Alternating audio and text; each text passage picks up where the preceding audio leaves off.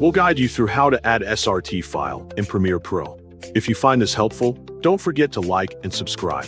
People search for this tutorial because they want to add subtitles quickly without typing them manually. Using an SRT file saves time and ensures accurate captions. It also helps improve accessibility, viewer engagement, and video professionalism. To begin this tutorial, open Adobe Premiere Pro on your computer. Click File on the top menu to access file management options and import your media. From the drop-down menu, select Import to bring your files into the project panel. Choose the video and SRT file you want to use. Then click Open to import them into the project so both files are available for editing. Once the files are successfully imported, drag the media clip onto the timeline to create or place it in a sequence where you can begin working on your video.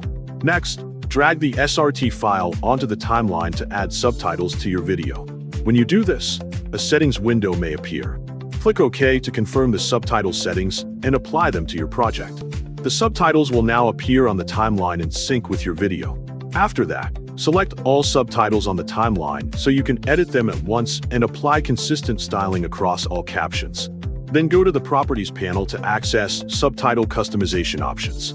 If needed, change the font type according to your needs, for example using Poppins, so the subtitles match your desired style. If needed, adjust the subtitle size according to your preference to make sure the text is clear and easy to read on the screen. Make sure the size is balanced so it does not appear too small or too large. Scroll down until you find the Fill section, which controls the main color of the text. Change the color according to your needs. Then click OK to confirm your selection and apply the changes. If needed, enable stroke color to add an outline to the text, which helps improve readability against different backgrounds.